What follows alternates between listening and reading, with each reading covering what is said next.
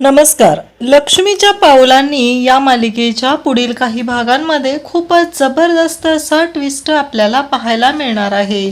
नैना ही pregnant आहे आणि तिची प्रेग्नन्सी ही खोटी आहे. हे तिने सौरभच्या मदतीने केलेलं कांड हे अद्वैत आणि कला या दोघांच्या समोर येणार आहे. कारण सौरभला खूप भीती वाटत असते की हे जर चांदेकरांना कळलं, कारण ते चांदेकर आहेत आणि त्यांना जर का कळलं की असं काहीतरी होऊ शकतं तर आपण पूर्णपणे अडकू शकतो, याची भीती सौरभच्या मनात असते. आणि नेमकं या भीतीनेच घात केलेला असतो. अद्वैतने हे सर्व पाहिलेलं असतं. नैना आणि सौरभला एकत्र बोलताना त्याने ऐकलेलं असतं. हे सत्य आता अद्वैतला कसं समजतं आणि त्यानंतर कला आणि संगीताने नैनाची जी धुलाई केलेली आहे त्यामुळं त्याचबरोबर अद्वैतला आणखी एक नैनाचं कारस्थान त्याच्यासमोर येणार आहे. म्हणजेच कलाला अडकवण्याचं आणि त्या कारस्थानातून अद्वैत कलाला कसं सोडविणार, त्यासाठी हा व्हिडिओ शेवटपर्यंत पहा. तर अद्वैत हा मीटिंगसाठी निघालेला असतो. अद्वैतने आता हॉस्पिटलमध्ये नैनाला घेऊन जाऊन, म्हणजे कला, राहुल आणि अद्वैत हे सर्वजण हॉस्पिटलला गेलेले असतात. आणि हॉस्पिटलमध्ये गेल्यानंतर नैनाच्या टेस्ट केल्या जातात. रिपोर्ट आता दुसऱ्या दिवशी मिळणार असतात. आणि ते नैना जी हॉस्पिटलला घेऊन गेलेली असते ते हॉस्पिटल हे सौरभचंच असतं. म्हणजे सौरभ ज्या हॉस्पिटलमध्ये काम करत असतो तिथेच नैना या सर्वांना घेऊन गेलेली असते. आता कला, त्याचबरोबर संगीता, अद्वैत आणि राहुल यापैकी कोणालाही माहिती नसतं की ते हॉस्पिटलमध्ये सौरभ कामाला आहे.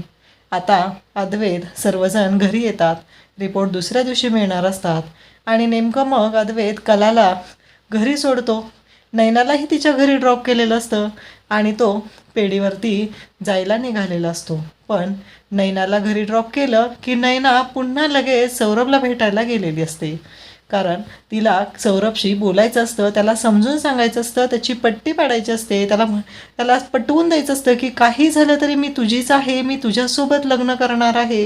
ह्या गोष्टी नैना ही सौरभला पटवून देणार असते. त्यासाठी ती सौरभला भेटायला गेलेली असते.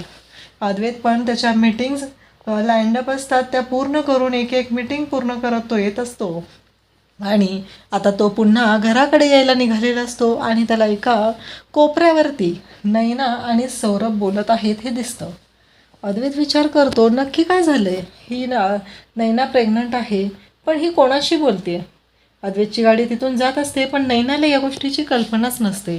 तर ती तिथे सौरभ बरोबर बोलत असते. ती सौरभला म्हणत असते, काही झालं तरी सौरू, अरे ते रिपोर्ट तू पॉझिटिव्हच दे. कारण तुला माहिती आहे ना, एकदा का त्या चांदेकरांच्या त्या राहुलला चांगली अद्दल घडवली की मग मला तुझ्याबरोबर सुखाने संसार करता येईल. आधी मी त्याच्याशी लग्न करणार, त्याला जन्माची अद्दल घडवणार आणि मग त्याला डिवोर्स देणार, त्यांच्यातली प्रॉपर्टी हडपणार आणि तुझ्याकडे येणार. कारण काही झालं तरी माझे रिपोर्ट हे पॉझिटिव्हच दिले पाहिजेत.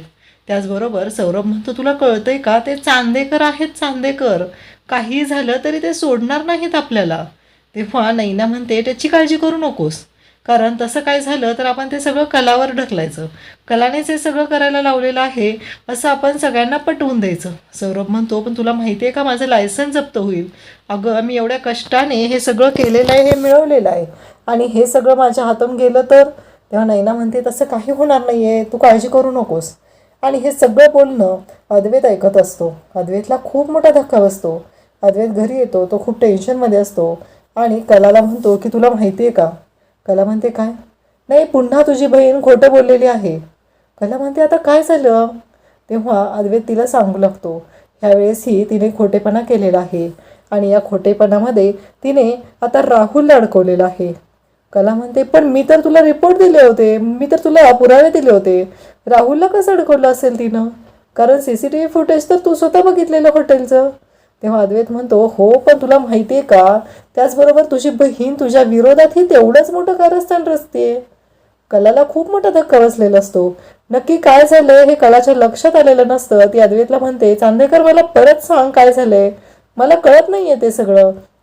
मग अद्वैत आता कलाला सांगू लागतो, मी आत्ता पेढीवरून येत होतो आणि रस्त्यात मला नैना एका मुलाशी बोलताना दिसली आणि तुला आठवते का, आपण आज हॉस्पिटलला गेलेलो, तिथे ते डॉक्टर भेटले होते बघ आपल्याला.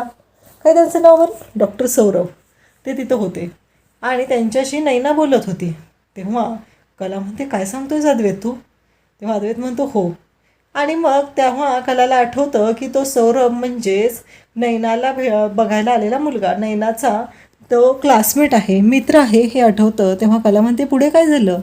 तेव्हा अद्वैत सांगू लागतो की त्या दोघांचं बोलणं चाललेलं आणि नैना आहे ना, त्याला म्हणत होती की काही झालं तरी माझा प्रेग्नन्सी रिपोर्ट हा पॉझिटिव्ह हवा आहे, तो पॉझिटिव्हच दे.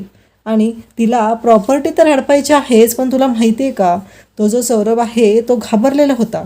तो म्हणत होता की हे चांदेकर आहेत, यांना जर का सगळं कळलं तर खूप अवघड होईल. पण त्याच्यावर नैना बोलली की जर आता काय झालं तर हे सगळं कलावरती ढकलून रिकामं व्हायचं. अद्वैत म्हणतो, कळते का तुला, तुझ्या बहिणीनं एवढं मोठं कारस्थान रचलंय? कलाला मात्र खूप राग येतो. कलाच्या पायाखालची जमीन सरकते. कला म्हणते की आता ह्या नैनाताईनं तर हद्द पार केलेली आहे. काय ही कुठल्या स्तराला जाऊ शकते? आपल्या स्त्रीत्वाचा अपमान करते, आपल्या आईपणाचा अपमान करते आणि ती पोटात बाळ वाढते असं सांगते, ती खोटं बघते.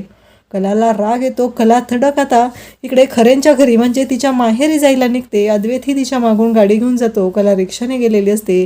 घरी येते. नैनाताई नैनाताई ओरडू लागते आणि नैनाला बोलवून घेऊन नैनाच्या खानदेशी कानाखाली वाजवते आणि म्हणते, तुला लाज वाटली पाहिजे. आई तिथं धावत आलेली असते. काजू आलेली असते. संगीता विचारते, काय झाले कले? तेव्हा कला म्हणते, तुला माहिती आहे का आई, त्या राहुलसोबत लग्न करण्यासाठी हिने खोटारडेपणा केलेला आहे, तो म्हणजे प्रेग्नंट असल्याचं नाटक. ही प्रेग्नंट नाही आहे आणि तो जो सौरभ आहे ना, त्याच्या मदतीने ही रिपोर्ट मिळवते आणि ते रिपोर्ट ती आपल्याला देत आहे. संगीतालाही खूप मोठा धक्का बसतो. संगीता म्हणते, काय सांगतेस कले हे? तेव्हा कला म्हणते, हो. आणि तुला माहिती आहे का, एवढ्यावरच ही थांबलेली नाही आहे, हिनं माझ्या विरोधात ही तेवढीच कारस्थानं करते. संगीताला आणखी धक्का बसतो. संगीता तसाच पुन्हा नैनाचा थोबाड फोडायला सुरुवात करते. तिच्या कानाखाली जाळ काढते. अद्वैत तिथं पोहोचलेला असतो आणि अद्वैत सांगतो, हो, तुमची ही जी मुलगी आहे ना, ती खरंच खूप लालसी आहे. पैशासाठी ती कोणत्याही थराला जाऊ शकते. तिने तिच्या बहिणीच्या आयुष्याचं वाटोळं केलेलंच आहे. आत्ता कुठं मी तिच्यावरती विश्वास ठेवत आहे कलावरती, आणि आता पुन्हा हिने आणखी कलाच्या विरोधात कटकारस्थानं करायला सुरुवात केली आहे. खरं तर अद्वैतने आता सौरभलाही सोबत आणलेलं असतं आणि सौरभही सगळ्यांच्या समोर सांगतो की नैनाही प्रेग्नंट नाही. कारण अद्वैतने असा दमच दिलेला असतो की काही झालं तर तुला खरं बोलावं लागेल आणि तू जर खरं बोलला नाहीस तर तुला माहिती आहे का काय होऊ शकतं. तुझं लायसन तर जप्त होऊ शकतं, पण तुला आता कधीच आयुष्यात डॉक्टरकी करता येणार नाही याची सोय मी करू शकतो. आणि त्यामुळं सौरभने समोर येऊन सगळ्यांच्या सांगितलेलं असतं की नैनाही प्रेग्नंट नाही, मी तिच्या प्रेमात आहे, म्हणून तिने हे सर्व केलेलं आहे.